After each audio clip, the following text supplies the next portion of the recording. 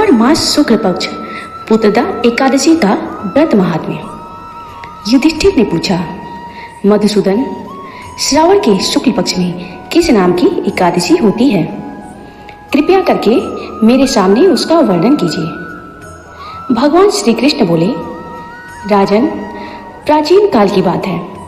द्वापर युग के प्रारंभ का समय था। माहिष्मतीपुर में राजा महिजीत अपने राज्य का पालन करते थे, किंतु उन्हें कोई पुत्र नहीं था, इसलिए वह राज्य उन्हें सुखदायक प्रतीत नहीं होता था। अपनी अवस्था अधिक देख राजा को बड़ी चिंता हुई। उन्होंने प्रजा वर्ग में बैठकर इस प्रकार कहा, प्रजाजनों, इस जन्म में मुझसे कोई पातक नहीं हुआ। मैंने अपने खजाने में अन्याय से कमाया हुआ धन नहीं जमा किया है। ब्राह्मणों और देवताओं का धन भी मैंने कभी नहीं लिया है। प्रजा का पुत्रवत पालन किया, धर्म से पृथ्वी पर अधिकार जमाया तथा दुष्टों को वे बंधु और पुत्रों के समान ही क्यों न रहे हों दंड दिया है। शिष्ट पुरुषों का सदा सम्मान किया और किसी को द्वेष का पात्र नहीं समझा। फिर क्या कारण है जो मेरे घर में आज तक पुत्र उत्पन्न नहीं हुआ? आप लोग इसका विचार करें। राजा के ये वचन सुनकर प्रजा और पुरोहितों के साथ ब्राह्मणों ने उनके हित का विचार करके गहन वन में प्रवेश किया। राजा का कल्याण चाहने वाले वे सभी लोग इधर उधर घूमकर ऋषि सेवित आश्रमों की तलाश करने लगे। इतने में ही उन्हें मुनिश्रेष्ठ लोमस का दर्शन हुआ।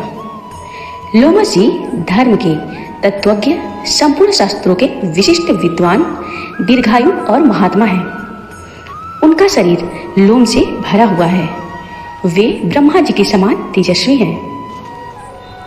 एक एक कल्प बीतने पर उनके शरीर का एक एक लोम विशीर्ण होता टूटकर गिरता है, इसलिए उनका नाम लोमस हुआ है।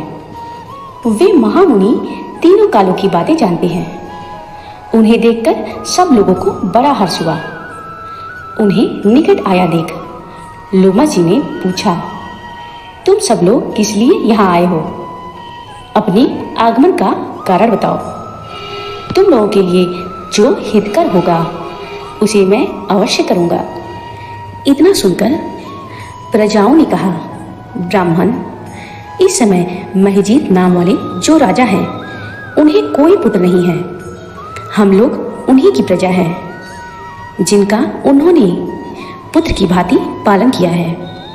उन्हें पुत्रहीन देख उनके दुख से दुखित हो हम तपस्या करने का दृढ़ निश्चय करके यहाँ आए हैं।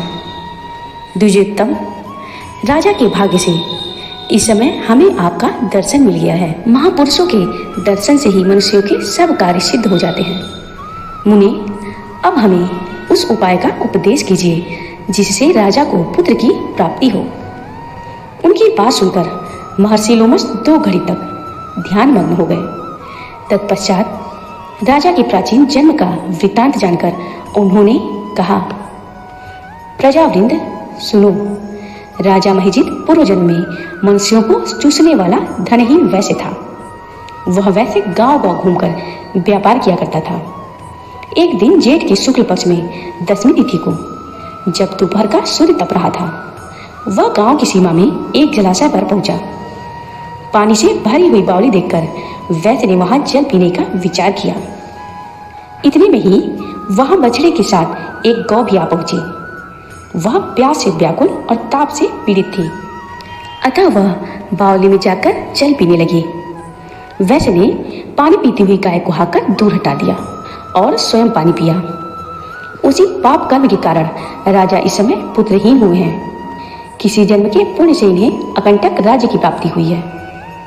प्रजाओं ने कहा, मुने, पुराण में सुना जाता है कि प्रायश्चित रूप पुण्य से पाप नष्ट हो जाते हैं, अतः पुण्य का उपदेश कीजिए जिससे उस पाप का नाश हो जाए।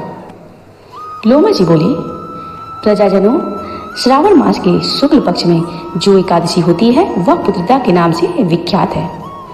वह मनोवांछित फल प्रदान करने वाली है। तुम लोग उसी का व्रत करो। यह सुनकर प्रजाओं ने मुनि को नमस्कार किया और नगर में आकर विधि पूर्वक पुत्रदा एकादशी के व्रत का अनुष्ठान किया। उन्होंने विधि पूर्वक जागरण भी किया और उसका निर्मल पुण्य राजा को दे दिया। तत्पश्चात रानी ने गर्भ धारण किया और प्रसव का समय आने पर बलवान पुत्र को जन्म दिया। इसका महात्म्य सुनकर मनुष्य पाप से मुक्त हो जाता है तथा इहलोक में सुख पाकर परलोक में स्वर्गीय गति को प्राप्त होता है। जय श्री कृष्ण, जय श्री कृष्ण। इस कथा को श्रवण करने मात्र से ही व्यक्ति को विष्णु भगवान की कृपा प्राप्त होती है। उसके सारे कष्ट दूर हो जाते हैं तथा उनके पुत्र भी सुखपूर्वक दीर्घायु रहते हैं। जय श्री कृष्ण, जय वासुदेव।